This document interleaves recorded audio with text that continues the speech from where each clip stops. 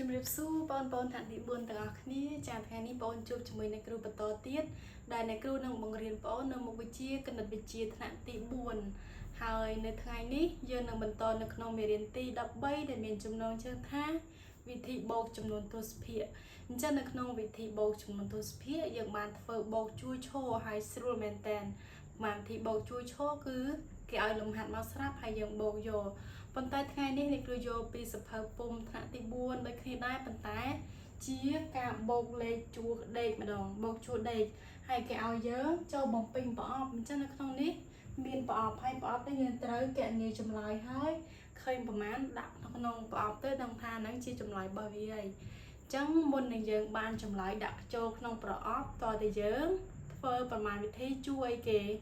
ដឹងអត់ដោយសារជួរដេកយើងអាចបូកបានទេឃើញអត់ជួរដេកបូកមិនឃើញចម្លើយទៅអាចខុសអាចច្រឡំហើយបើលេខច្រើនទៀតយើងអាចបូកបានទេអញ្ចឹងយើងត្រូវបំលែងវាឬក៏ធ្វើវាជាប្រមាណវិធីជួរឈរអញ្ចឹងគឺដាច់ខាតត្រូវតែដាក់ប្រមាណវិធីជួរឈរឲ្យគេបូកឃើញចម្លើយហើយចាំយកចម្លើយមកដាក់នៅក្នុងប្រអប់តោះអញ្ចឹងឥឡូវនេះគ្រូនឹងធ្វើប្រមាណវិធីជួរឈរឲ្យនៅក្នុងនេះមាន5លំហាត់យើងធ្វើប្រមាណវិធីជួរឈរនៅខាងនេះឃើញចម្លើយហើយចាំយកមកដាក់ក្នុងប្រអប់ចម្លើយយល់អត់ចឹងឥឡូវនេះគ្រូធ្វើប្រមាណវិធីឲ្យយើងតាមដានមើលជាមួយអ្នកគ្រូមកតែគេបូកមិនឃើញចម្លើយបងអូនបានមើលវីដេអូមុនអាចចេះបូកខ្លះហើយតែបើសិនជាបងអូនណាអត់ទាន់យល់អត់ទាន់ច្បាស់សូមមើលប្រធានលំហាត់នេះហើយនឹងបូកជួរឈរឃើញចម្លើយជាមួយអ្នកគ្រូទាំងអស់គ្នាអញ្ចឹងលំហាត់កយើងធ្វើជួយឈរមកមាន 1.5 បូក 0.3 អញ្ចឹងយើងសរសេរជួយឈរណាគឺ 1.5 ហើយបូកជាមួយនឹង 0.3 ឃើញអត់គឺយើងដាក់ឲ្យស្មើគ្នា1នៅមុខទស្សភាគលេខ5នៅខាងក្រោយ0នៅខាងមុខទស្សភាគសញ្ញាចុចនេះដាក់ឲ្យចំគ្នាហើយលេខ3នៅខាងក្រោយដាក់ឲ្យចំក្រោមលេខ5ត្រូវដាក់ឲ្យចំខ្ទង់បើមិនចំទេបូកខុសហើយអញ្ចឹងលេខហ្នឹងដោយសារតែ2ដូចគ្នាស្រួលទេមានលេខខ្លះ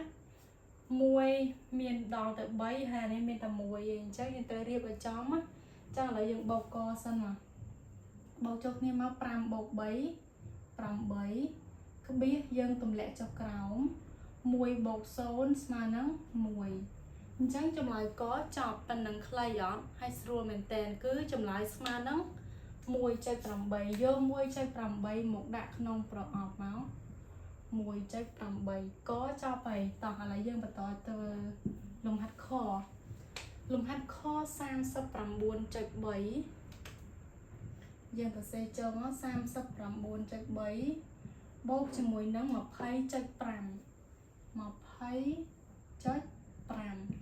គឺយើងដាក់ឲ្យចំគ្នាហើយបូកចុះក្រោមមកពីលើចុះក្រោមពីស្ដាំមកឆ្វេង3បូក5ស្មើ8ទៀតហើយក្បៀសយើងទម្លាក់ចុះ9បូក0ស្មើ9 3បូក2ស្មើ5ចម្លើយស្មើនឹង 59.8 ចឹងដាក់ក្នុងប្រអប់ចម្លើយមក 59.8 អូខេបាន2ហើយស្រួលទេនៅសល់តែ3ទៀតទេតោះលំហាត់គោទៅសេប្រយ័ត្នបន្តិចទី1 552.4ទៅសេខាងលើ 552.4 បូកជាមួយនឹង6.1 តើការសរសេរបែបនេះត្រូវឬខុសហើយដល់ពេលយើងបូកកន្លែងនេះយើងទម្លាក់លេខ2ទម្លាក់5បូក1 6 5បូក6 11ធ្វើអញ្ចឹងអត់ត្រូវទេយើងចាំថាក្បៀសដាក់ឲ្យចំក្បៀសអញ្ចឹងលេខគឺដាក់ឲ្យចំលេខរបស់វាអញ្ចឹងលេខ 6.1 នេះគឺយកដាក់កន្លែងហ្នឹងទេអញ្ចឹងសញ្ញាចុចដាក់ឲ្យចំកន្លែងនេះសញ្ញាចុចអាចចំណាអញ្ចឹងក្រោយសញ្ញាចុចមានលេខម៉ានមានលេខ1ហើយខាងមុខគឺលេខ6អញ្ចឹងគឺ 6.1 ដាក់ឲ្យចំចុចដូចគ្នាកុំដាក់ខុសបូកខុសចម្លើយខុសត្រូវដាក់ឲ្យចំចុចឲ្យចំចុច ក្រោយកបៀសមកខ្ទង់ដាក់ឲ្យចំក្រោយកបៀសមកខ្ទង់មុខកបៀសមកខ្ទង់ដាក់ឲ្យចំមុខកបៀសមកខ្ទង់ធ្វើអញ្ចឹងអាហ្នឹងគឺជាការរៀបជួរឈរបងអូនរៀបត្រូវបោកឲ្យចេះខុសហើយចម្លើយគឺត្រូវហើយតែបើសិនជាដាក់ដូចអ្នកគ្រូដាក់ដបងនៅខាងមុខប្រកាសជាបោកមក0បន្ទុកហើយតោះចាប់ផ្ដើមបោក4 +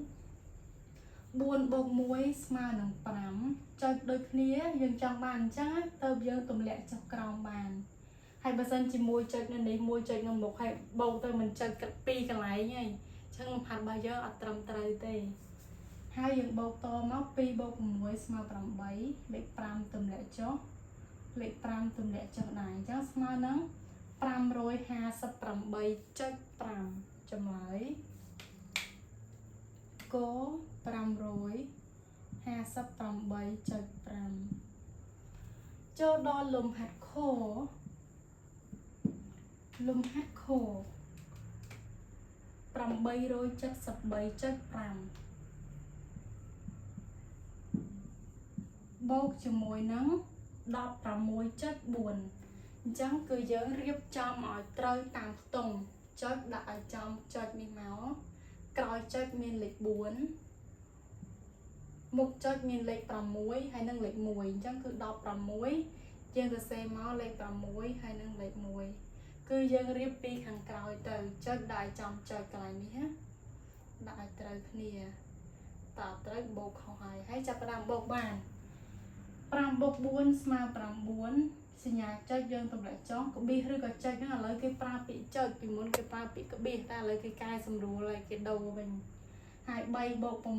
ស្មើ9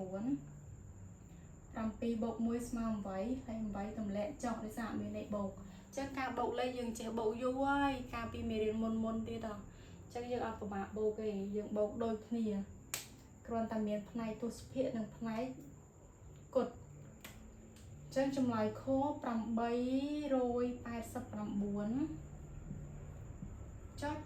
ូខេលំហាត់ចុងក្រោយគឺលំហាត់ងនៅក្រោយគេលំហាត់ងគឺ15.2បូកជាមួយនឹងប្រមាណ542.1ឃើញថាលេខខាងក្រោយវែងជាងអញ្ចឹងចង់វែងក៏ដោយខ្លីក៏ដោយសំខាន់សញ្ញាចុចដាក់ឲ្យចំគ្នាអញ្ចឹងចុចនៅកន្លែងនេះក្រោយចុចមានលេខ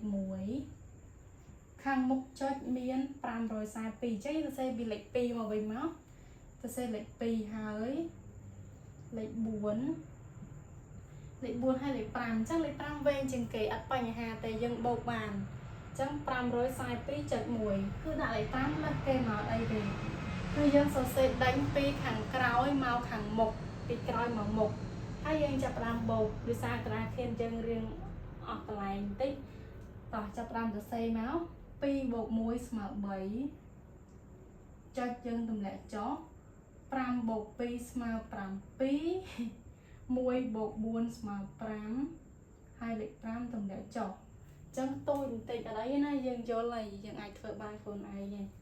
គឺស្មើនឹង557.3ចប់ស្រួលមែនតើអញ្ចឹងយើងឃើញថាអូពិបាកអត់ដឹងថាបូកមិនខ្លះទេចំនួនទស្សភាគបែបហ្នឹងប៉ុន្តែបន្ទាប់ពីយើងបានធ្វើប្រមាណវិធីជួសឈរបែបនេះហើយគឺយើងចេះច្បាស់ហើយអ្នកគ្រូសង្ឃឹមថា